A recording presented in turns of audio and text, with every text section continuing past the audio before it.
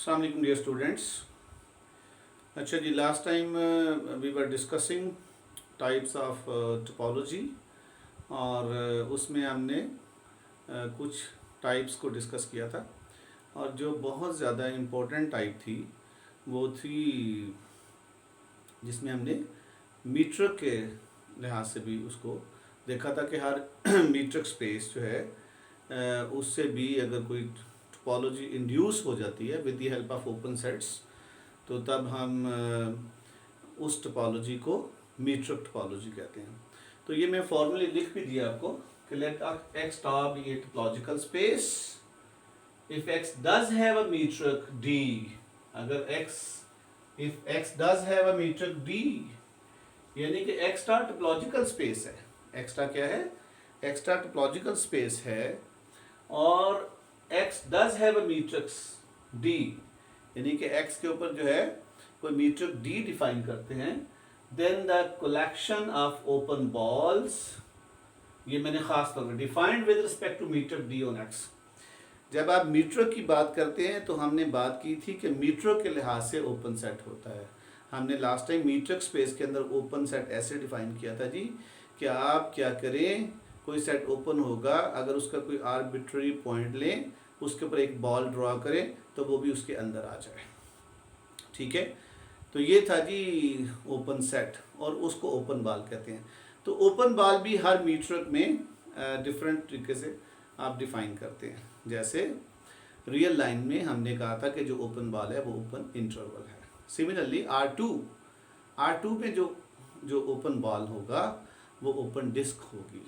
ठीक है, and so fourth. इस तरह से R3 के अंदर जो ओपन बॉल है उसको आप ओपन स्फीयर कह सकते हैं।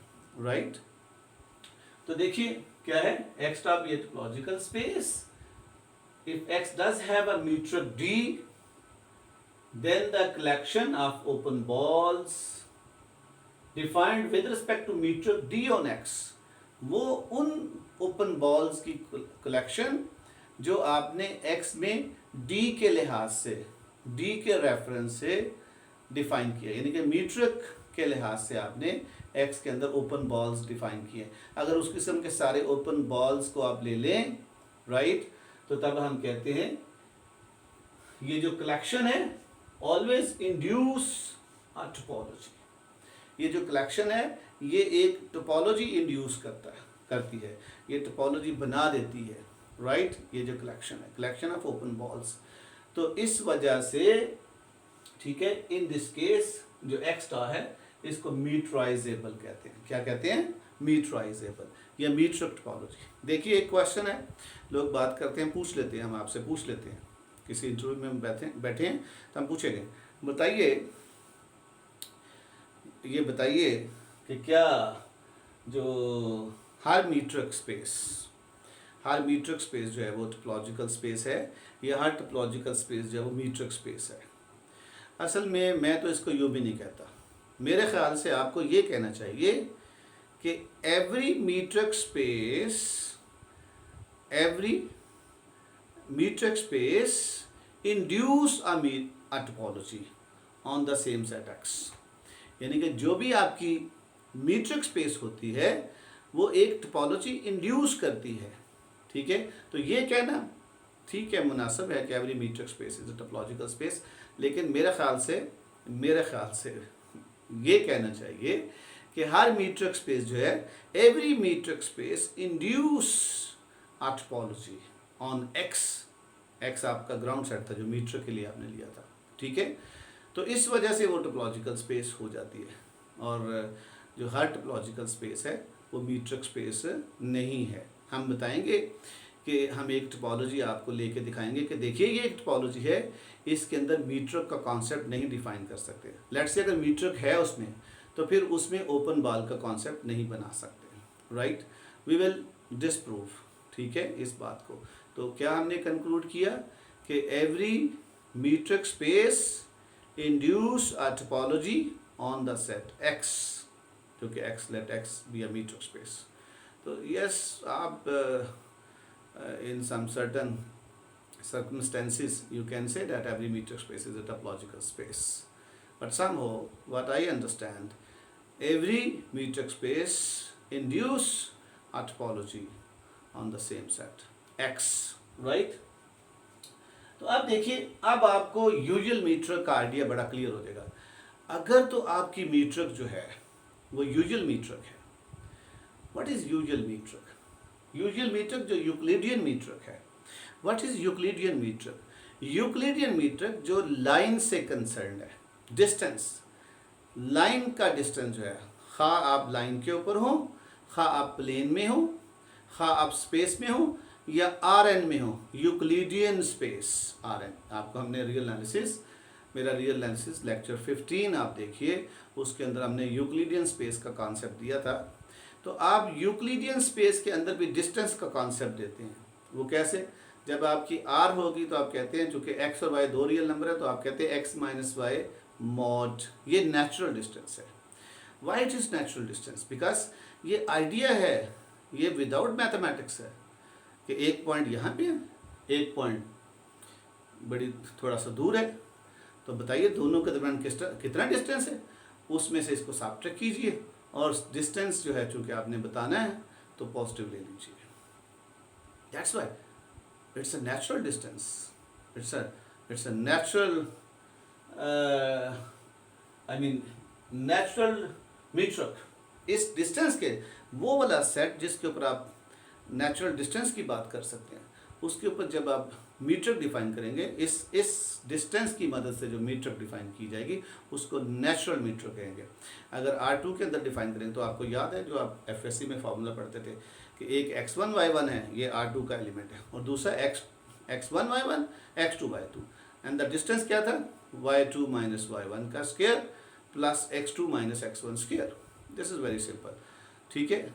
और स्क्वायर रूट को आप, चूँकि डिस्टेंस स्क्वायर रूट से तो एक्यूरेट आ जाता है, लेकिन अंदर वाला जो है, जो वो है उसी पे बेस करता है, राइट? जो आपका डिस्टेंस फार्मूला है, तो अगर वो मिनिमम है तो डिस्टेंस मिनिमम है, वो मैक्सिमम है तो डिस्टेंस मैक्सिमम, दैट्स वाई, ठीक है। तो ये क्या है? नेचुरल मीट्रिक ये डिफाइन की जाएगी R2 के अंदर। सिमिलरली R3 के अंदर नेचुरल मीट्रिक कैसे डिफाइन की जाएगी? Now come to my point. My point is, अगर आपके पास x का कोई टोपोलॉजिकल स्पेस है और x के ऊपर अगर आप एक मीट्रिक डिफाइन कर लेते हैं और उस मीट्रिक के अंदर जो ओपन बॉल्स हैं, ओपन बॉल्स की कलेक्शन जो है आप ले लें, तो वो कलेक्शन जो है वो एक टोपोलॉजी इंड्यूस करती है। अगर ऐसा हो जाए, अगर वो टोपोलॉजी इंड्यूस कर दे, तो वो जो टोपोलॉजिकल स्पेस है, जो मीट्रिक स्पेस है, उसको हम मीट्राइजेबल या मीट्रिक टोपोलॉजी उसको कहेंगे, जो टोपोलॉजी आपने बनाई, और उस स्पेस को कहेंगे मीट्राइजेबल स्पेस, राइट जी? ये क्लियर हो गया। और फिर अगर उसके अंदर यूजुअल मीट्रिक है, आप R में हैं, R2 में हैं, R3 में, Rn में हैं, अगर यूजुअल मीट्रिक है तो उसको यूजुअल टोपोलॉजी कहेंगे। जैसे R के ऊपर डिस्टेंस है, टोपोलॉजी डिफाइन की जाएगी और वो इंटरवल्स की बात करेंगे। R2 के अंदर जो यूजुअल मीट्रिक डिफाइन की जाएगी, उसके ऊपर जो ओपन बॉल्स बनाए जाएंगे, वो कैसे बनाए जाएंगे? जो कि ओपन डिस्क होंगे। कैसे लिखते हैं उनको? आप कैसे लिखेंगे?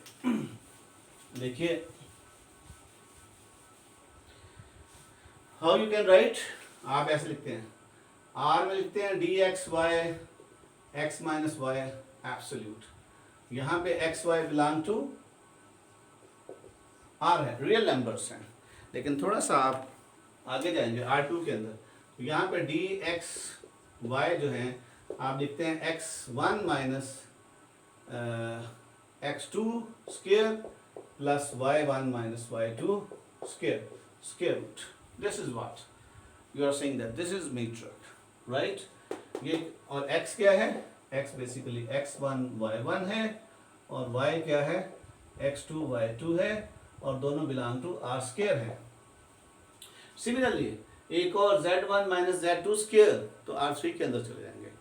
तो यूक्लिडियन स्पेस Rn के अंदर भी हम इस तरह से मीट्रिक डिफाइन कर देते हैं, और हम कहते हैं dxy जो है वो क्या करते हैं? समेशन, वो आप क्या करेंगे? x1 plus x2 square summation xi minus xj square, ठीक है? वो इस तरह से करते हैं आप। कैसे लिखेंगे आप इसको, right, x1 minus x2 square, ठीक है, x1 जब ये लेंगे यानी कि यहाँ पे जो आपका x है वो क्या होगा, x is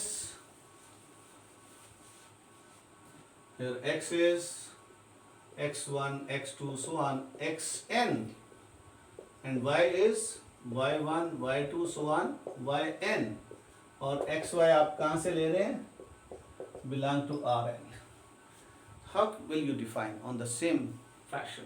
This is x1 minus y1 square plus x2 minus y2 square plus so on plus xn minus yn square. ये है यूक्लिडियन मीट्रिक, राइट. तो फिर आप इसको समेशन के साथ, summation xi minus yi square root, right, and summation I varies from 1 to n. This is what we are saying. तो अब क्या हुआ कि अगर आप किसी मीट्रिक के ऊपर नेचुरल मीट्रिक, जिसको नेचुरल मीट्रिक क्या है, यूक्लिडियन मीट्रिक, नेचुरल मीट्रिक क्या है, नेचुरल और यूक्लिडियन, क्योंकि ये इसलिए है कि ये डायरेक्ट डिस्टेंस से कंसर्न है. Straight line distance in Rn, straight line R2 के अंदर भी स्ट्रेट लाइन निकालते हैं, R3 में भी स्ट्रेट लाइन, आपने प्लेन वो जो एनालिटिकल ज्योमेट्री बीएससी में R3 में भी स्ट्रेट लाइन निकाली थी, R2 में एफएससी में स्ट्रेट लाइन निकाली थी, R1 में स्ट्रेट लाइन आप निकालते हैं एब्सोल्यूट वैल्यू. सिमिलरली Rn के अंदर जाके भी स्ट्रेट लाइन निकाल सकते हैं. तो ये स्ट्रेट लाइन से कंसर्न डिस्टेंस की बात हम करते हैं. दैट्स वाई हम इसको कहते हैं नेचुरल मीट्रिक और यूक्लिडियन मीट्रिक. तो हर वो स्पेस जिसके ऊपर नेचुरल मीट्रिक आपने डिफाइन कर दिया उसको हम फिर कहेंगे नेचुरल टोपोलॉजी, या कहेंगे यूजुअल टोपोलॉजी, या कहेंगे यूक्लिडियन टोपोलॉजी, या कहेंगे स्टैंडर्ड टोपोलॉजी, या कहेंगे ordinary topology. All are the same thing. What I am saying, I have written some words. Usual topology और standard topology, ordinary topology, natural topology और यूक्लिडियन टोपोलॉजी. रिमेंबर, तो इसका मतलब है कि हर जो मीट्रिक टोपोलॉजी है उसको आप यूजुअल टोपोलॉजी नहीं कह सकते. वो मीट्राइजेबल तो है, क्योंकि आपने जो मीट्रिक किसी और रेफरेंस से डिफाइन किया, आपने यूक्लिडियन मीट्रिक डिफाइन नहीं की. तो on the other hand every usual topology is a metric topology. Every usual topology is metrizable because you have defined a Euclidean distance metric, right. तो अब आइए इस किस्म, इसका मतलब ये हुआ कि जब आप यूजुअल टोपोलॉजी की बात करते हैं तो आप नेचुरल डिस्टेंस की बात करते हैं, नेचुरल मीट्रिक की बात करते हैं, लेकिन ज़रूरी नहीं कि आप हर टोपोलॉजी. आइए मैं आपको एक और देता हूँ स्पेस. अगर आप ये वाली स्पेस डिफाइन कीजिए कि आप ले लें CAB. CAB, what is this?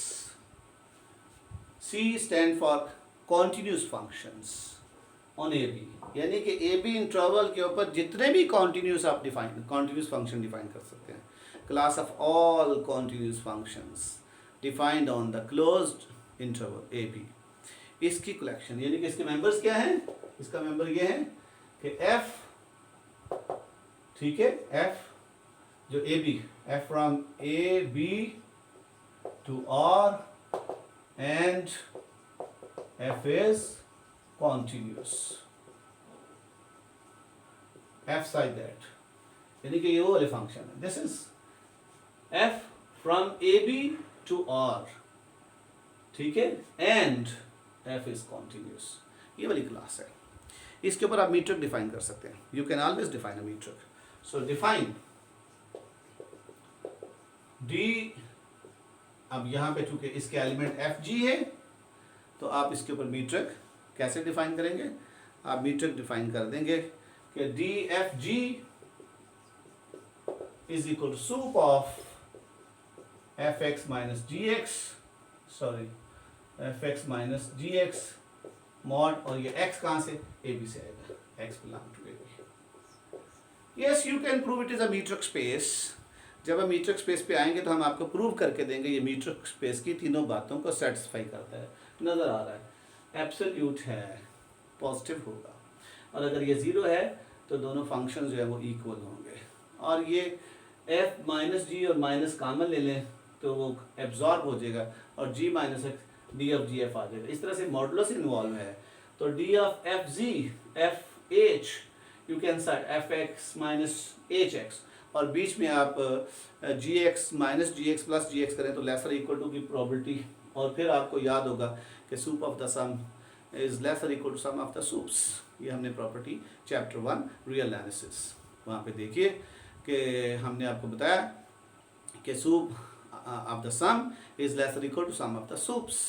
वो वाली प्रॉपर्टी यूज तो लेसर इक्वल टू आ जाएगा। The first one is d f g and the second one plus dgh.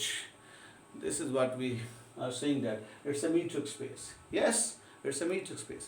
So class of all continuous function. अब इस metric space के अंदर आप open ball को कैसे define करेंगे? Can you define? Yes. अब इसके अंदर हम open ball define करेंगे। B, आप जाहिर सी बात है आप function f, चूँकि आप इसके members जो है function है, आपको याद होगा कि जिस स्पेस के ऊपर ओपन बॉल डिफाइन करना है उसी का कोई एलिमेंट लेना है, उसको सेंटर मानना है और कुछ रेडियस लेना है। कोई रेडियस ले लिया और रेफरेंस टू दिस मैट्रिक्स, इस मैट्रिक्स के रेफरेंस से बात करनी है। जब इस मैट्रिक्स से बात करेंगे तो फिर आएगा डी, यानी कि दोज एच, अब याद है हम कहते हैं those y side d x y less than r. अब चूंकि इसके मेंबर्स जो हैं वो फंक्शंस हैं, इसके मेंबर्स क्या हैं? फंक्शंस हैं, तो हम कहेंगे those h side at d f h is less than r. ये बन गया थी, ठीक है। क्या बना? और d f h is you know f x minus h x where x belong to a b, you are given, it is defined, yes this is a collection and the collection of all such balls, you can do that. The collection of all such ball induce a topology, ठीक है। और इसलिए हम इसको कहेंगे ये मीट्राइजेबल topology है। वो जो टोपोलॉजी होगी या ये जो स्पेस है CAB, yes it is a topological space and it's a metrizable topology under the metric defined this, but this is not a usual metric. This is not a usual metric. So because this is not a usual topology, this is not a natural topology, this is not an ordinary topology, this is not a standard topology, right? इसको आप metrizable topology तो कहेंगे, metrizable कहेंगे, metric topology कहेंगे, but it's not a usual topology. Okay dear students, अब इस example और इस explanation के बाद you must have, I mean, a good grip on the concept that when we are saying that a metric space is a topological space or a topological space is a metric space, what we have concluded means every metric space is a topological space, but in my views every metric space induce a topology, right? So because it will be termed as metrizable. However, now I am giving you an example of a topological space where you can never define the concept of open ball, and if you can never decide the concept of open ball or the open set can never be expressed as a union of these open balls, it means that you cannot have such collection. It means that you have no metric, you have no metric, क्योंकि अगर आपके पास metric होगी तो फिर metric के लिहाज से open sets होंगे, ओपन बॉल्स होंगे। जब ओपन बॉल्स होंगे तो उनकी यूनियन से ओपन सेट आएगा। Okay, is that clear now? और अगर मैं ये प्रूव कर दूं कि मेरे पास ऐसी कोई कलेक्शन नहीं है तो इसका मतलब यह है कि उसके ऊपर कोई मीट्रिक डिफाइन नहीं की जा सकती। Okay, let's move next.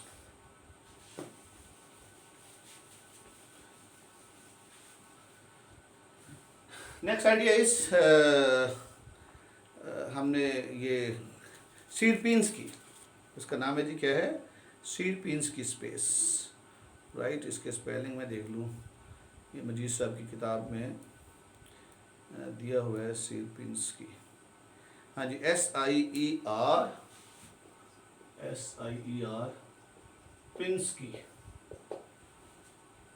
ठीक है, सीरपिंस की स्पेस, राइट?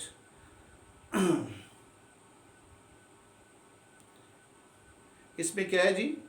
इसमें आप लें x, अगर आप ले लेते हैं ए बी दो एलिमेंट, तो एक टोपोलॉजी ये बना सकते हैं phi a x, this topology, this is the topology, you know this is the topology.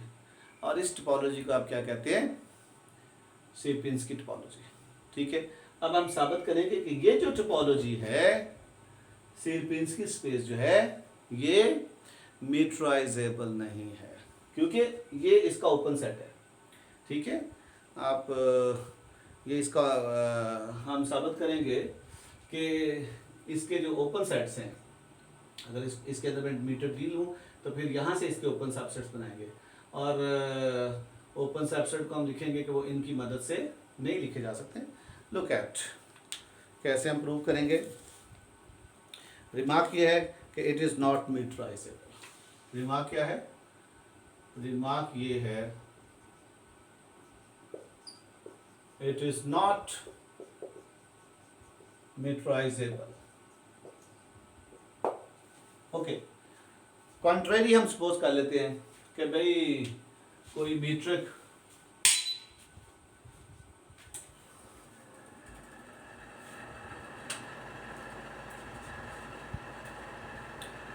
Okay जी, कॉन्ट्रेरी हम सपोज करते हैं कि कोई मीट्रिक डी जो है वो इसके ऊपर मौजूद है। ठीक है,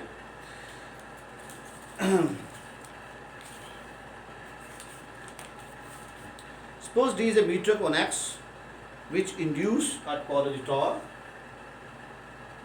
अब ये रिमार्क तो खत्म हो गया जी।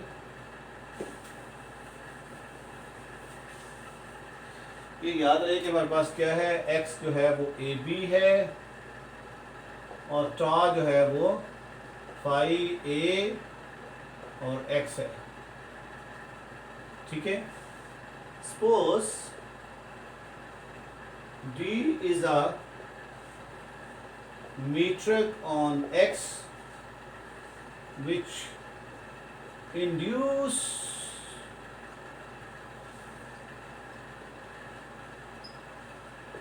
a topology on X।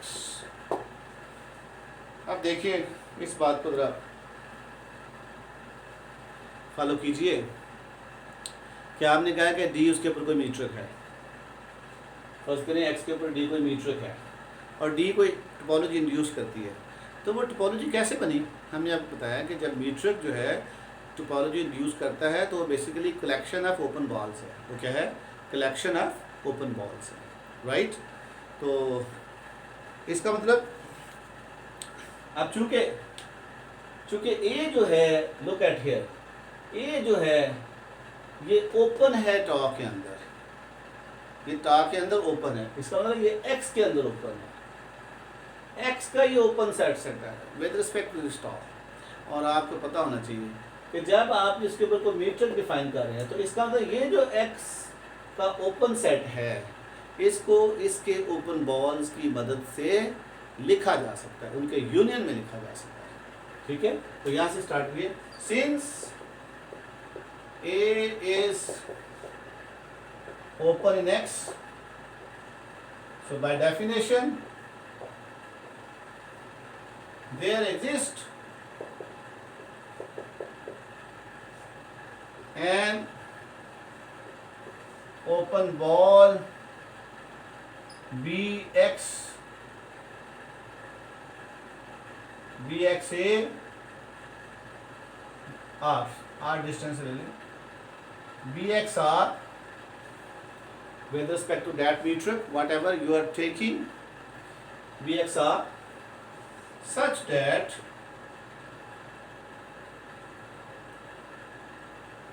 if X belong to A, यानी कि आप पहले डेफिनेशन को याद कर लें।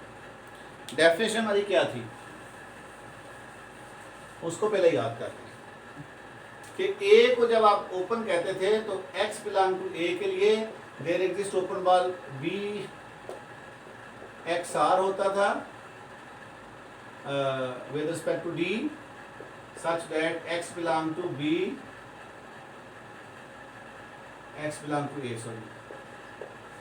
A को आप ओपन कहना चाहते हैं, A को आप ओपन कहना चाहते हैं आप ए को ओपन कहना चाहते हैं कि जब x बिलोंग टू x ए का एलिमेंट लें तो एक x को सेंटर मानते हुए विद रिस्पेक्ट टू मीट्रिक के लिहाज से whatever the metric you have defined on that set x we are not concern but we know that there must be an open ball with centre at x of some radius r right bxr ठीक है कि x belong to bxr d and which is contained in A. Similarly, हाँ भाई अब आपको समझ आ जाएगी कि A चूंकि ओपन है, जो टोपोलॉजी के मेंबर हैं वो ओपन सेट्स होते हैं और ओपन किस में होते हैं X में, और आपको बताया था कि हर ओपन सेट जो है उसके हर पॉइंट के कारस्पॉन्ड एक ओपन बॉल होता है जो उसके अंदर कंटेन करता है। इसका मतलब है since A is open in X, so by definition there exists an open ball bxrd such that if x belong to A, then x belong to B xrd which is contained in A। अब बताइए A के अंदर तो element ही एक है और जब x A से लेते हैं इस सेट पे तो x इस तमाम x की यूनियन है तो आप A ही आएगा, तो दोनों तरफ यूनियन अप्लाई कर दें, यूनियन ले लें, बट देन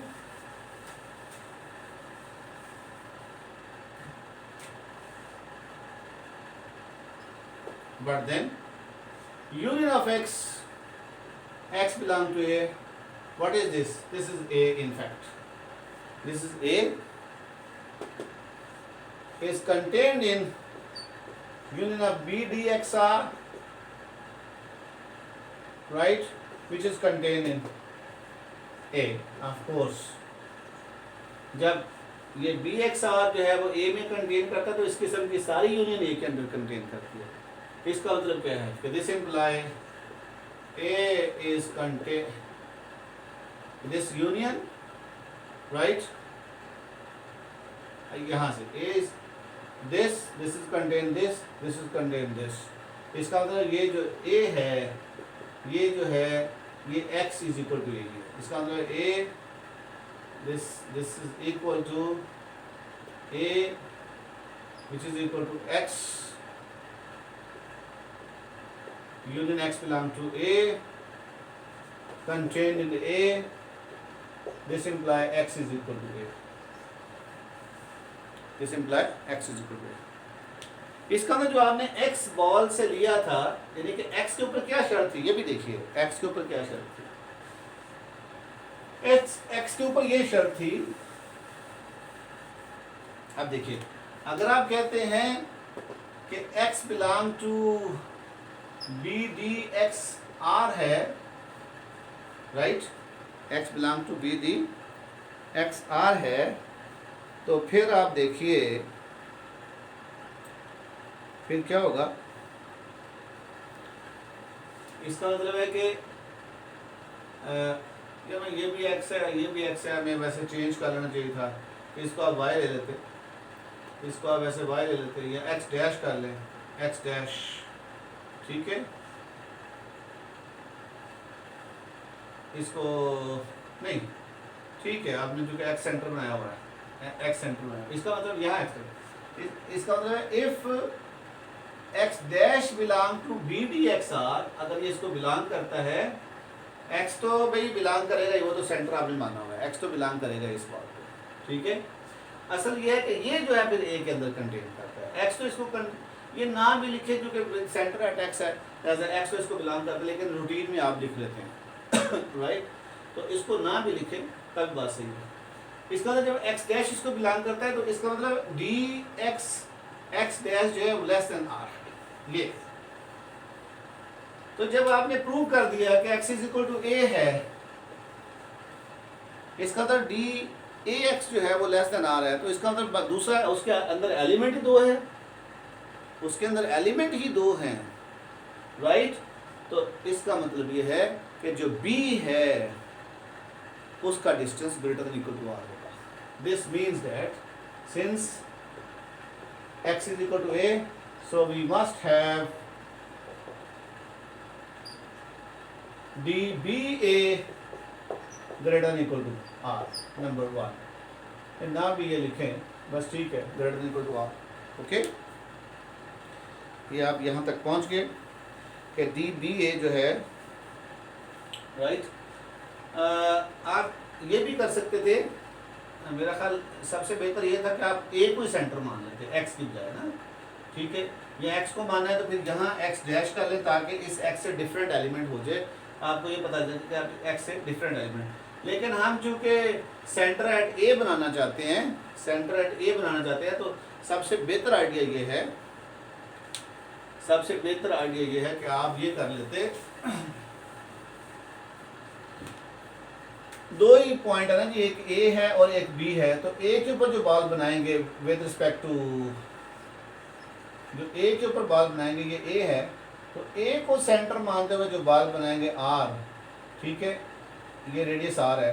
तो यहाँ से जब आप कोई एक्स लेंगे तो इसका ए के साथ डिस्टेंस लेस देन आर होना चाहिए। यानी कि अगर आप ये बॉल बनाते हैं बी ए आर, ठीक है, तो इसका मतलब है if x belong to B A R then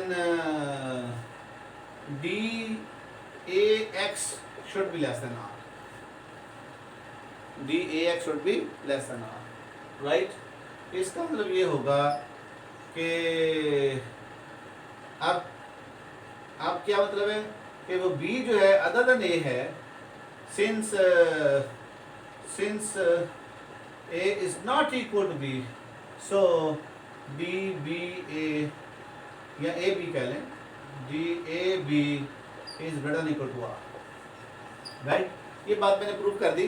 शुरू में मैंने x ले लिया, थोड़ा सा मतलब या जो उसका एलिमेंट लिया उसको x डैश मान लें, तो बेहतर यही था क्योंकि A और B के ऊपर हम बात करना चाह रहे हैं और A को ओपन सेट माना था, तो A के लिए हम कहते हैं वो भी सही है, x वाला भी, क्योंकि जब A को आप ओपन मान रहे हैं तो आप कहते हैं there exist an open ball b x r, right.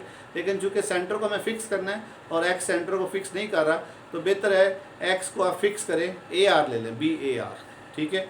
या फिर आप x को सेंटर को x ना लें, कोई और ले लें एलिमेंट, क्योंकि एलिमेंट ही दो है a और b, तो लिहाजा में बेहतर है कि हम a और r ही ले लें। ओके, नाउ आप इसमें देखिए थोड़ा सा आप ये भी कर सकते हैं कि फिर क्या हुआ, हमने साबित कर दिया कि x is equal to a है, और अब आप लें take next, now take b r with respect to d. आप दूसरा बॉल बनाएं रेडियस आर के लिहाज से, मीट्रिक रेडियस आर लें और मीट्रिक डी के लिहाज से ये बॉल लें आप, ठीक है। आप समझें कि इसके ऊपर भी एक बॉल मौजूद है, राइट। जब ये बनाएंगे तो now if y belong to b d b r, अगर y इसको बिलोंग करेगा तो इसका मतलब क्या है, then d y b is less than r, dy b is less than r। लेकिन आपने तो कहा है कि डी ए बी जो है, आपने क्या कहा है कि डी ए बी जो है, या इसको डी बी ए भी लिख सकते हैं क्योंकि मीटर जो है वो greater than equal to r है। और अगर y belong to b d यानी कि b r with centre at b of radius r, अगर आप ये लेते हैं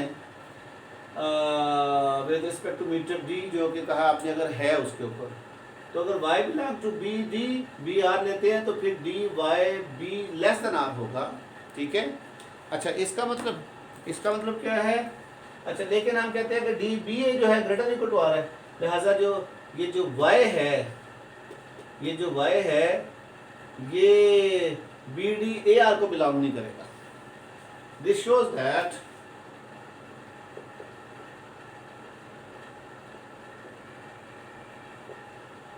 y does not belong to BDAR, ठीक है, क्योंकि उसका ए के साथ डिस्टेंस जो है वो जो है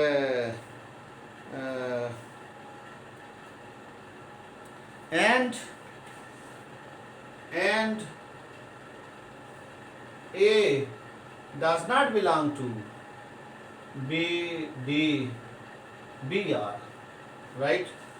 असल में ये कॉन्सिक्वेंस ज़्यादा इंपॉर्टेंट है, क्योंकि अगर A इसको बिलोंग करेगा, देखिए अगर A इसको बिलोंग करेगा, राइट, ये थोड़ा कंफ्यूजन हो गया, इसको बेशक ना लिखिए। दिस शोज दैट, यहाँ देखिए इसको d y b less than r, चूंकि बी ए जो है ग्रेटर इक्वल टू आर है, this means that a does not belong to b d b r, क्योंकि जब ए इसको बिलोंग करेगा, अगर ए बिलोंग करेगा बी डी बी आर को, तो इसका मतलब है d a b less than r होगा, जबकि आपने प्रूव कर दिया कि डी ए बी जो है वो greater than equal to r है, लिहाजा ए जो है वो इस ओपन बॉल को बिलोंग नहीं करता। तो इसका क्या आपको फायदा क्या हुआ? दिस शोज दैट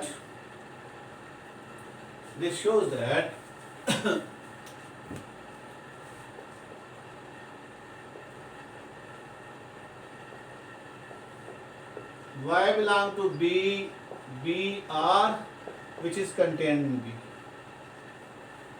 क्योंकि आपने देख लिया कि A जो है बी डी बी आर को बिलोंग नहीं करता। अब एलिमेंट ही दो है हमारे पास, A और B। अगर A उसको बिलोंग नहीं करता तो बी डी बी आर जो है वो उसके B के अंदर ही जाएगा, A के अंदर नहीं जा सकता। ऐसा y belong to B B R which is contained in B, इसका इसके अंदर एक ही एलिमेंट है। और ये क्या शो कर रहा है? ये शो कर रहा है कि B is open in X, B is open in X, hence B is open X, a contradiction, as tau was phi a x।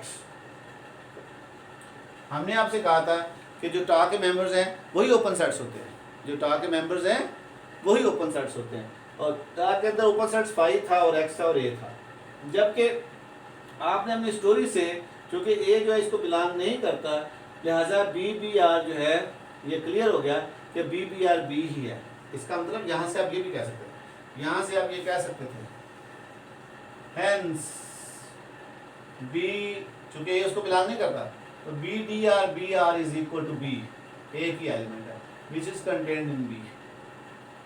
अब ये क्लियर हो गया कि y belong to b b r which is contained in b, this means that b is open, क्योंकि वो एक open ball को contain कर रहा है, विच इज अ कॉन्ट्रडिक्शन, क्योंकि हमारे पास टोपोलॉजी जो थी वो तो यही थी, इसके अंदर तो b है ही नहीं, b ओपन नहीं है, लेकिन आपने प्रूव कर दिया कि b ओपन है, which is a contradiction. This means that there is no such D, right, on X। X के ऊपर कोई भी D डिफाइन नहीं किया जा सकता, right। इसको दोबारा अगर आप देखना चाहें तो शॉर्टली आई कैन रिवाइज, देखिए आप शॉर्टली इसको रिवाइज करते हैं कि फाई ए और X तीन ही थे, तीन ही एलिमेंट थे। अगर A को ओपन लेते हैं तो इसका मतलब है कोई बी ए आर जरूर होगा जो इसके अंदर कंटेन करेगा, for some x belong to b a r, right. लेकिन यहाँ से तो पता चलता है कि x is equal to a ही हो जाता है। अगर x ए ही है तो इसका मतलब b जो है अगर x ए है तो यहाँ जो इसको बिलोंग करता है, वो जो इसको बिलोंग करता है उसका डिस्टेंस लेस देन आर है, क्योंकि यहाँ पे ये था कि d x a is less than r, d x a is less than r. This means that d b a is greater than equal to r, क्योंकि बी सेट को belong नहीं करता। सिमिलरली अगर आप open ball b b r बनाएंगे तो और B b are जो है इसको ए बिलोंग नहीं करता, then a does not belong to b b r, b b r with respect to d लिख लिया करें, जरा वो अच्छा होता है, ताकि याद रहे कि आप मीट्रिक के लिहाज से बात करें। इसको बिलोंग नहीं करता, क्योंकि अगर इसको बिलोंग करता तो t d a b less than r हो जाता, ठीक है। जबकि आपने कह दिया अगर डी बी ए जो है ग्रेटर देन, इसका ये इसको बिलोंग नहीं करता है। इसका मतलब ये हुआ कि बी डी बी आर जो है वो बी ही है, वो यही सेट है which is contained in B.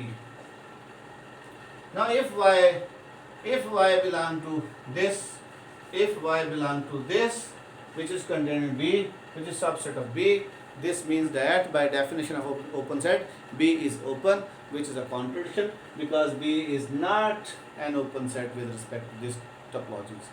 Hence we have deduced that this Sierpinski space is a topological space but not metrizable, right? आगे चलते हैं जी।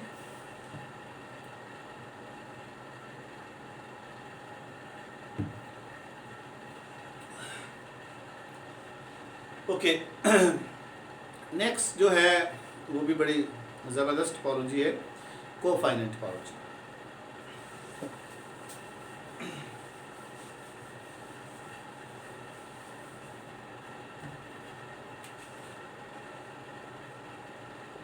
Finite topology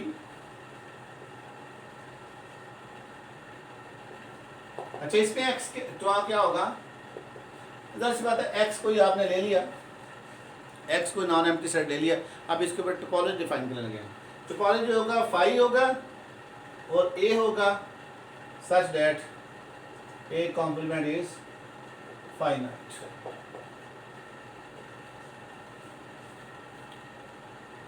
A complement is, इसमें फाई भी लेंगे और वो तमाम ए लेंगे, of course subset of A क्या है, ऑफ कोर्स ये क्लियर है कि A is a subset of x.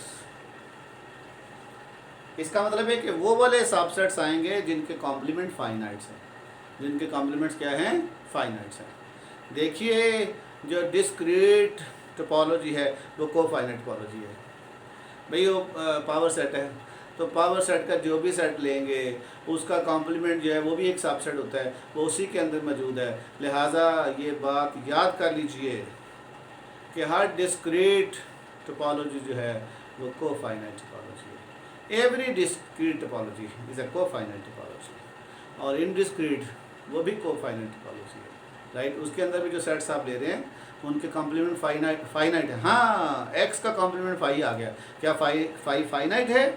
Yes, you can consider phi को, we can consider phi as finite. कैसे? देखिए, अगर कोई फाइनाइट सेट है, अगर कोई फाइनाइट सेट है तो जनाब उसका हर सबसेट फाइनाइट होगा।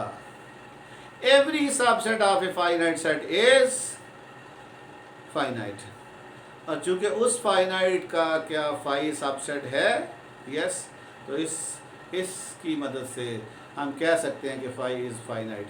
तो हम चलें, फाई इज़ फाइनाइट नहीं कहते, हम कहते हैं phi can be considered as a finite subset, because you know that if a set is finite then all of its subsets are finite and due to this phi is finite।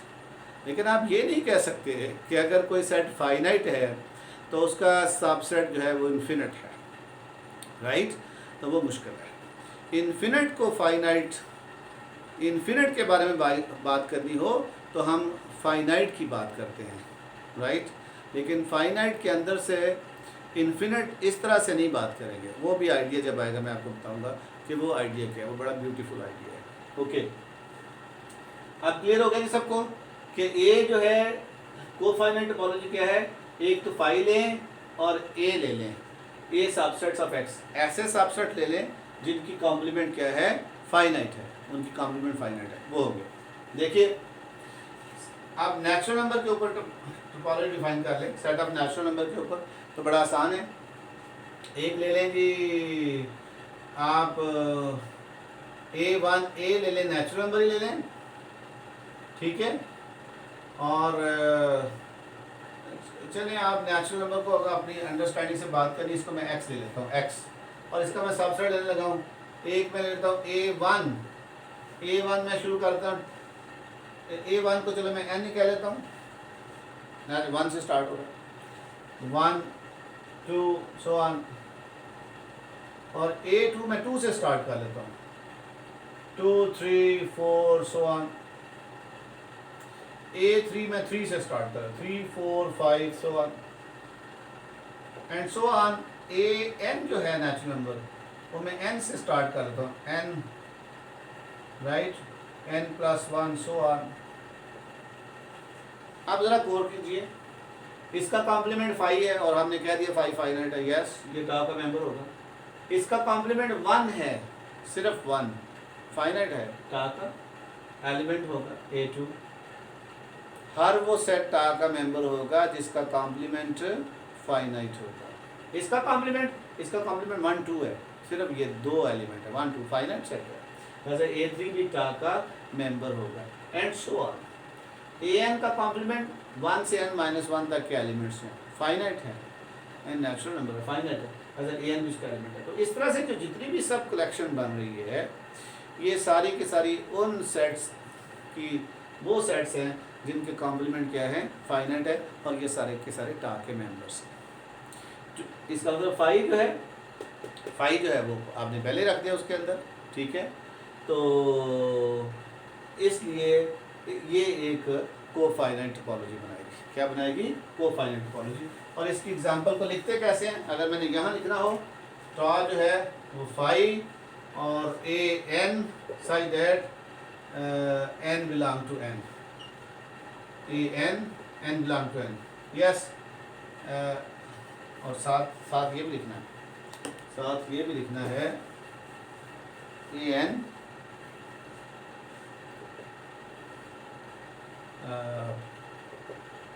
where An complement is finite।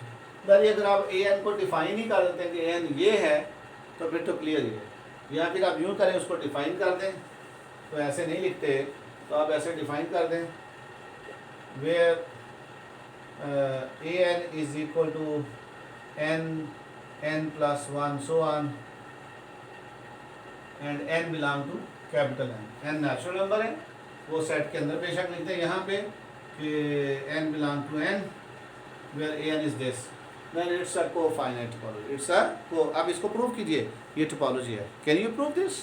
Yes we can prove this, it's a cofinite topology. 5 तो इसमें है, 5 belong to है। अब देखिए x का complement क्या होगा, 5। अब can a finite set, finite subset हमने पहले डिसाइड कर लिया, क्योंकि अगर कोई फाइनाइट सबसेट है तो उसका हर सबसेट फाइनाइट होता है। इस रेफरेंस से 5 को फाइनाइट कंसिडर किया जा सकता है, क्योंकx का कॉम्प्लीमेंट फाइनाइट आ गया, hence x belong to toe.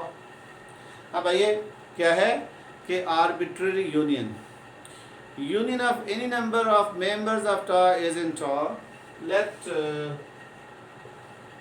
A alpha जी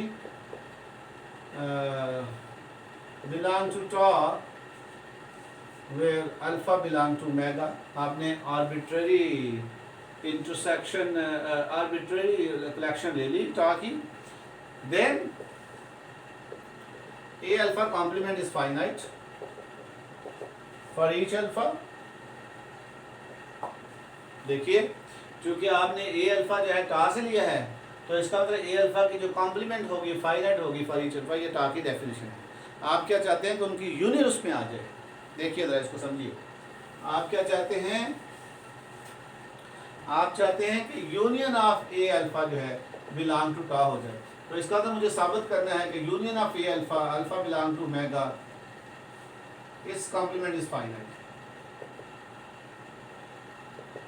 ये मुझे साबित करना है। अगर आप यूनियन ऑफ ए अल्फा टा को बिलोंग करना चाहते हैं तो टा को वही मेंबर बिलोंग करेगा जिसका कॉम्प्लीमेंट फाइनाइट हो जाए। तो देखिए नाउ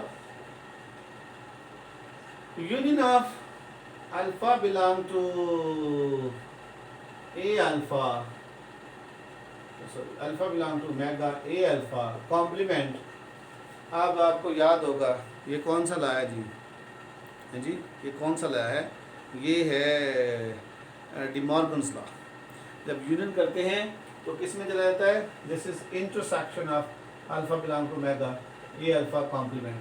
अब हर ए अल्फा कॉम्प्लीमेंट क्या है? फाइनाइट, और intersection of finite sets is finite, which is finite, which is finite.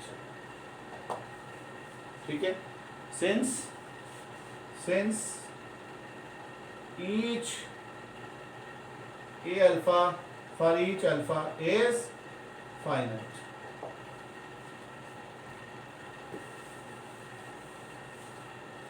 देखिए union of a alpha complement, ये डिमॉर्गन्स लॉ से यूनियन इंटरसेक्शन में आ जाता है, और ए अल्फा कॉम्प्लीमेंट यहाँ आ जाएगा।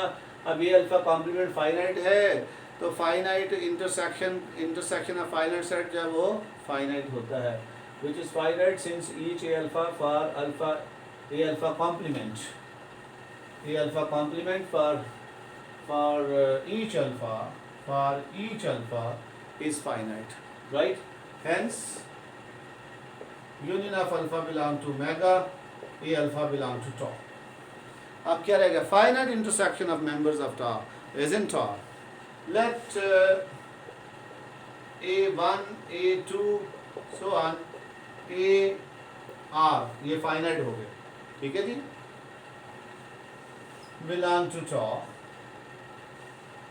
Then A1 complement A2 complement so on A r complement are finite है, क्योंकि उसके मेंबर हैं फाइनाइट हैं। तो अब क्या चाहिए आपको? इनका इंटरसेक्शन, इसका इंटरसेक्शन जो है वो टा को बिलोंग करे। तो अगर इसका इंटरसेक्शन टा को लेके आना तो इनके इंटरसेक्शन का कॉम्प्लीमेंट जो है वो फाइनाइट हो। तो look at here,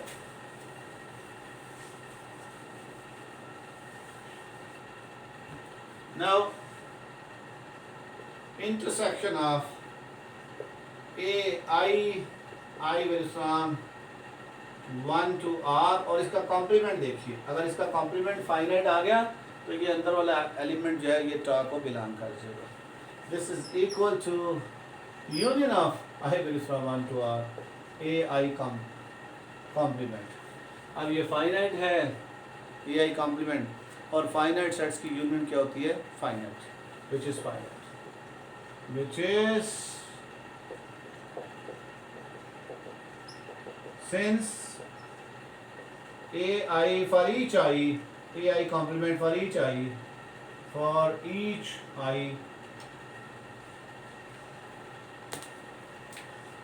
i is equal to 1 2 so on r is finite, hence intersection of I will from 1 to r belong to tau। सारी बातें पूरी होगी। consequently tau is a topology, tau is a topology। अब चलिए आगे थोड़ा सा, तो आगे हमारे पास है relative topology। the next is the relative topology। वो देखें वो क्या है। ओके, उसमें हम सब स्पेस की बात भी करते हैं। तो सबसे पहले हम relative topology की बात करते हैं, वो क्या है देखिए।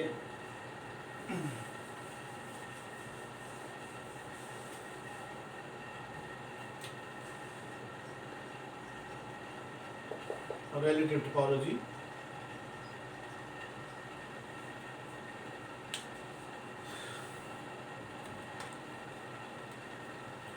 relative topology ये है कि अगर ये टोपोलॉजिकल स्पेस है और इसके अंदर कोई वाइल है, इसका सबसेट let x tau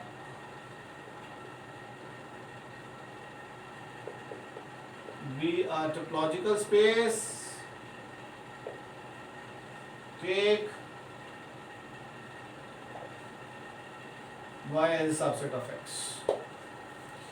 देखिए ये उस तरह से नहीं है जिस तरह सब स्पेस है वेक्टर स्पेस में, जिस तरह ग्रुप सब ग्रुप है ग्रुप्स के अंदर, ठीक है। वहाँ तो ये था कि भाई अगर कोई सब सेट है तो वो सब ग्रुप होगा अगर वो खुद से ग्रुप हो उसी इंड्यूस्ड ऑपरेशन के तहत, या अगर कोई सब सेट है किसी वेक्टर स्पेस का तो वो भी सब स्पेस कहलाएगी अगर खुद से वो वेक्टर स्पेस हो, राइट। यहाँ ऐसे नहीं है। यहाँ हम ये नहीं कहेंगे कि वाई जो है वो अगर सबसेट है किसी टोपोलॉजिकल स्पेस का तो वाई को हम सब स्पेस करेंगे खुद, वो भी अगर टोपोलॉजिकल स्पेस हो, नहीं ऐसे नहीं है। हमें यहाँ उसी टोपोलॉजी के तहत नहीं है, हमें टोपोलॉजी डिफाइन करनी पड़ेगी, यहाँ हमें टोपोलॉजी बनानी पड़ेगी, क्योंकि कोई भी सेट टोपोलॉजिकल स्पेस होता है विद रिस्पेक्ट टू टोपोलॉजी, ठीक है। तो वाई के लिहाज से हो सकता है कि जो आपका सेट जो है, जो एक्स के अंदर आपका ओपन सेट है वो वाई के अंदर आप ले ही ना, ठीक है। तो क्या वाई का सेट एक्स के अंदर ओपन है? क्या ये ज़रूरी है कि वाई का हर सबसेट एक्स के अंदर ओपन है? क्या ये ज़रूरी है कि एक्स का हर टोपोलॉजिकल स्पेस का मेंबर वाई का मेंबर है? क्या ये ज़रूरी है? There are question, these are the natural questions we will address, हम इनको देखेंगे। तो दैट्स वाई आप ये नहीं कह सकते कि अगर वो सबसेट है तो वो खुद से भी उसी टी के तहत टोपोलॉजिकल स्पेस हो जाता, हम उसको सबस्पेस करें। No, you have to define a topology on x, और ये ख़ास तरीके से हम टोपोलॉजी बनाते हैं और इसको हम कहते हैं रिलेटिव टोपोलॉजी, और वाई और टा को हम कहते हैं सब स्पेस, ठीक है, सब space of A topological space, right. वो कैसे बनाएंगे? आप क्या करेंगे कि अगर यहाँ इसका कोई आप लेते हैं, लेट्स से यहाँ आपके पास एक जी है, जी जो है वो x के अंदर ओपन है, जी के नीचे मैं x1 लिख देता हूँ, यानी कि जी एक ओपन सेट है जो x के अंदर ओपन है और ये y है। तो ये देखिए, ये जो है ये वाला, this one, what is this? This is y intersection gx1, right. इसी तरह से मेरे पास एक और भी है लाइक दिस, ये भी मेरे पास ये कोई gx2 है। तो look at this, what is this? देखिए जी, टोपोलॉजी के मेंबर में दो मेंबर्स में इंटरसेक्शन हो सकता है, तो सब टोपोलॉजी के दो मेंबर्स में भी इंटरसेक्शन हो सकता है। तो यहाँ ये मैं थोड़ा सा यूँ कर दूँ ताकि आपको नज़र आ जाए, ठीक है। But this whole like this, what is this? इसको आप क्या बोलेंगे? ये है जी, थोड़ा ऊपर ले जाते हैं, ये है y इंटरसेक्शन gx2, ठीक है। इस तरह से जो सब कलेक्शन बनेगी, जो इस तरह से जो सब कलेक्शन बनेगी वो y की सब कलेक्शन है, और उन सबसेट्स को हम कहेंगे कि ओपन है y के अंदर, और उनकी कलेक्शन को कहेंगे ये एक टोपोलॉजी है y के ऊपर, क्योंकि वो सारे के सारे y में बन गए। देखिए, पहला भी y के अंदर बना, दूसरा भी y के अंदर बना, तो ये जो है ये सारी हम देख रहे हैं, इसकी इंटरसेक्शन, इसका मतलब टा y क्या होगा? टा y के अंदर कोई v की क्या होगा? अगर v सेट्स बनाएंगे, यानी कि टा y, अगर आप चले v नहीं पसंद तो हम g y रख लेते हैं, यानी कि ओपन सेट्स वो वाले जी वाई कौन से होंगे? Such that g y will be equal to g x intersection y. क्या होगा? जी, और ये जी एक्स कहाँ से होगा? बिलोंग टू टॉ एक्स, यानी कि जो टॉ के ऊपर टोपोलॉजी होगी। अब देखिए, इस टोपोलॉजी को हम कहते हैं relative topology. This topology is called relative topology. Look at this, यानी कि ऐसे सबसेट्स, डरना नहीं है, ये वाई के subsets. Look at here, this one is this, ये सारा, इतने को मैं कह रहा हूँ वाई इंटरसेक्शन, इसको आप कह सकते हैं g y one. And look at this one, इसको आप कह सकते हैं जी वाई टू। कैसे आया कि आपने एक टोपोलॉजिकल स्पेस थी, उसके अंदर y लिया, फिर ये x का एक ओपन सेट है जो इसके साथ इंटरसेक्शन कर रहा है, राइट। तो ये जो है इतना सा, ये बेसिकली y इंटरसेक्शन gx1 है, इसको हमने लेबल कर दिया GY1। यहाँ दोबारा देखिए, ये Y है और यहाँ अगर कोई सेट है, ये X का सेट है GXT, अगर GXT है तो GYT किसके बराबर होगा? ये वाला जो है दिस, ये क्या है? ये है GYT। ये कैसे आया? Y intersection GXT, Y intersection GXT। Look at this. तो यानी कि इस किस्म के सबसेट्स हैं Y के। Those subsets of Y which have intersection with Y, ठीक है, which have those subsets of Y which have intersection with open sets in X with the members of tau। यानी कि अब बड़ा आसान है, आप क्या करें, एक Y ले लें, पहले एक टा लिखिए, टा ऑन X लिखिए, फिर एक Y ले लें, फिर Y के टा के तमाम मेंबर से इंटरसेक्शन निकालते जाएं, उस इंटरसेक्शन को एक नया सेट दे दें, तो वो जो नया सेट होगा वो भी एक टोपोलॉजी होगी, लेकिन Y के ऊपर होगी। किसके ऊपर होगी? वो Y के ऊपर टोपोलॉजी होगी, और उस टोपोलॉजी को हम कहते हैं रिलेटिव टोपोलॉजी। क्या कहते हैं? Relative topology, right.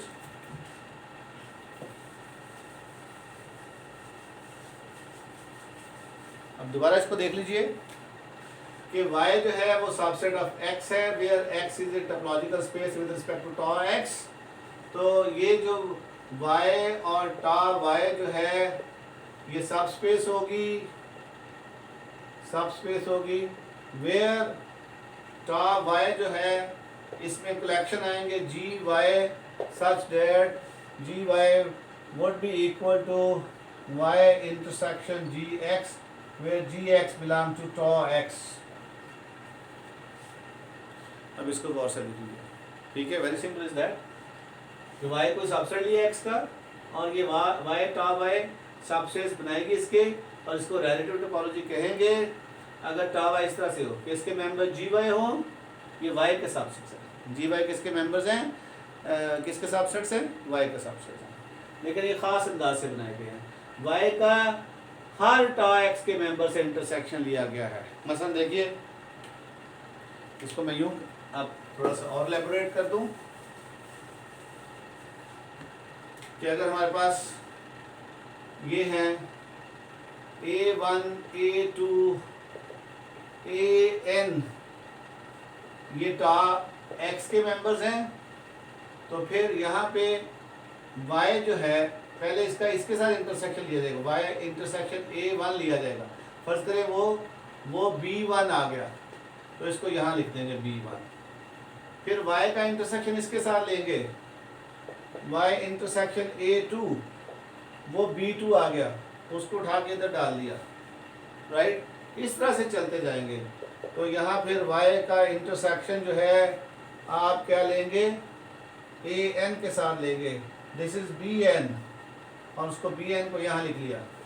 तो ये भी एक टोपोलॉजी बनेगी, इसको टा Y कहेंगे, और Y टा Y को हम कहेंगे कि ये X टा X की सब स्पेस है। ये है जी आइडिया सब स्पेस का। अब हम प्रूव करते हैं कि ये भी टोपोलॉजी है। आइए, very simple, we can prove that it is a topology. Okay, how can you prove? Proof is simple, one can easily prove कि ये भी एक टोपोलॉजी है। देखिए जी कैसे।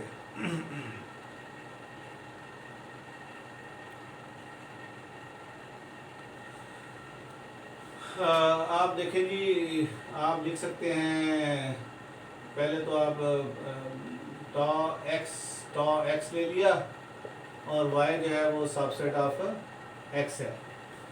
तो सबसे पहले तो आपने साबित करना है कि आप फाई को लिख सकते हैं Y इंटरसेक्शन फाई, Y को लिख सकते हैं Y intersection phi, hence phi belong to tau Y, और X को लिख सकते हैं Y को लिख सकते हैं y इंटरसेक्शन x, अब x ओपन इन x है, तो x के अंदर 5 भी होता है और x भी होता है, तो y को y इंटरसेक्शन x लिख सकते हैं। This imply y belong to tau y, right. अब आप tau y के मेंबर्स लें और साबित कीजिए कि उनकी यूनियन भी tau के अंदर मौजूद है। फिर tau y के फाइनाइट मेंबर्स लें और साबित कीजिए कि उनकी इंटरसेक्शन भी tau y के अंदर मौजूद है। ठीक है, सो लेट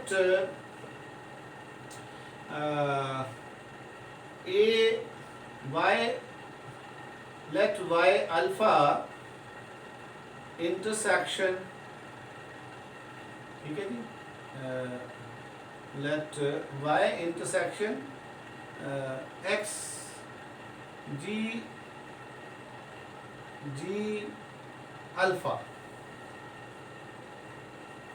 g अल्फा जो है वो कोई एलिमेंट है tau x का, और y इंटरसेक्शन g अल्फा जो है वो किसका मेंबर है, tau y का, where alpha belong to omega b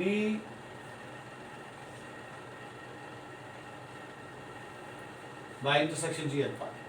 देखिए अल्फा बिलोंग टू ओमेगा, यानी कि y intersection g1, y intersection g2, y intersection g3, y intersection g4, I don't know how long you can go, y intersection, तो ये arbitrary collection ले ली। अब हम साबित करेंगे इस कलेक्शन की यूनियन जो है वो भी tau y के अंदर मौजूद है, बी एन arbitrary सब collection in tau y, tau y के लिए, तो आप साबित करेंगे इनकी यूनियन tau y के अंदर।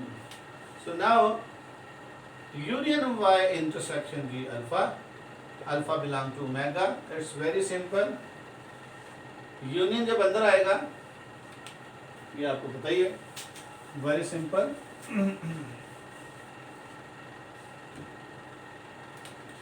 The union of I will sum 1 to 2 y intersection g I, ये क्या बनेगा, ये बनता है y intersection g1 union y intersection g2, ये है right, y intersection g1 union y intersection, तो इंटरसेक्शन जो है उसको आप बाहर ले आएंगे, यूनियन इनसाइड आ जाएगा। ओके, ये बहुत सिंपल है। जब आप ये लगाते हैं इसको हम कहते हैं डिस्ट्रीब्यूटिव प्रॉपर्टी। क्या कहते हैं, डिस्ट्रीब्यूटिव प्रॉपर्टी। तो अब this can be written as intersection of y union g alpha, right, and alpha belong to omega. This is distributive property. This is distributive property. देखिए हमने इनकी यूनियन करनी है, तो जब यूनियन करेंगे तो ये देखें बेसिकली ये इंटरसेक्शन आ रही है, बेसिकली इंटरसेक्शन, फिर भी इंटरसेक्शन आगे इस तरह से चल रहा है। ठीक है, तो ये इसको एलिमेंट, अगर एक एलिमेंट कहेंगे इसको A1 कहेंगे यूनियन A2, ये बेसिकली आपने कहा है, और लेकिन ये खुद से इंटरसेक्शन है। ठीक है, this is what I am saying. Okay, तो जब इसको आप लिखेंगे this is equal to intersection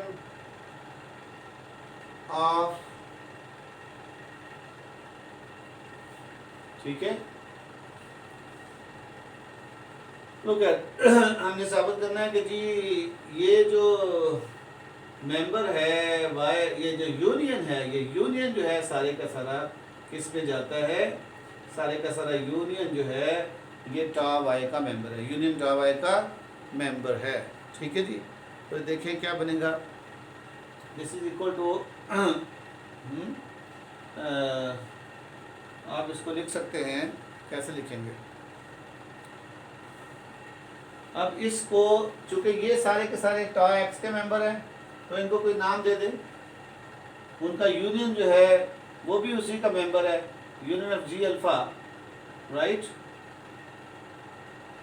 और यहाँ हमें वाई को बाहर लाना चाहिए, राइट, वाई को हमें, यहाँ गलती होगी मुझे, Y intersection union of this, अब देखिए ना, वाई इंटरसेक्शन और यूनियन ये हो रहा है, वाई इंटरसेक्शन आएगा, Y intersection union of this, ये डिस्ट्रीब्यूटिव प्रॉपर्टी है, दोबारा देख लें, यानी कि ये है Y intersection G alpha union, ये वाई बाहर आ जाएगा, इंटरसेक्शन, और इसको कोई एलिमेंट कह लेना है, इसको कोई एलिमेंट कह लें, इसको जी अल्फा को कोई टी कह लेते हैं, तो वाई इंटरसेक्शन टी आ जाएगा।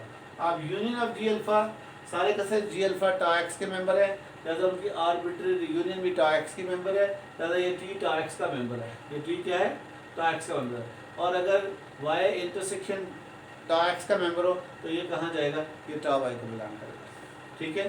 So take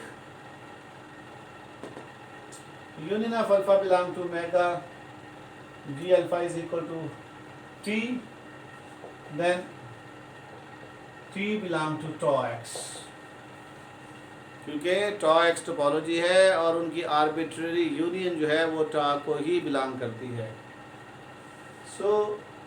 so that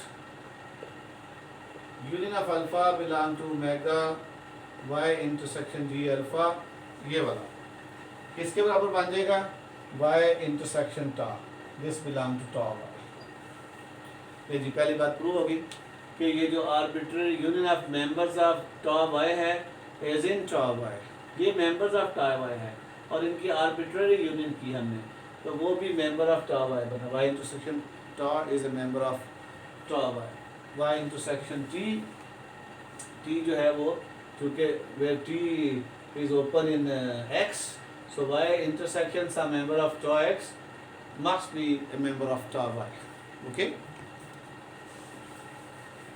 Let's be finite.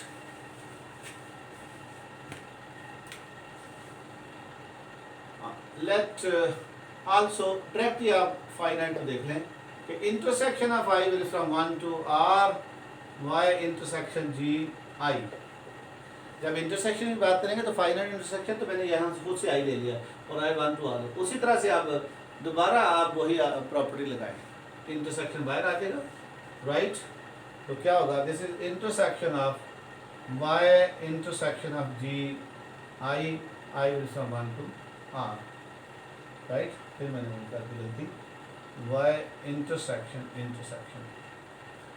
Look at this, अब ये finite intersection of members of tau is in tau X, finite intersection of members of tau X is in tau X, this some member of this Y intersection some member of G, where G belong to tau x, और y intersection g this belong to tau y. You see we have proved that phi is a member of this टा y, and y is a member of टा y, arbitrary union of members of tau y is in tau y, and finite intersection of members of tau y is in tau y, hence tau y is a topology, and this is called the relative topology। देखिए इसको पढ़िए, आगे थोड़ी सी अब speed तेज़ होगी क्योंकि मैंने बेस बना ली है, तो नेक्स्ट लेक्चर थोड़ा सा स्पीडी होंगे। थैंक यू वेरी मच, अल्लाह हाफिज़।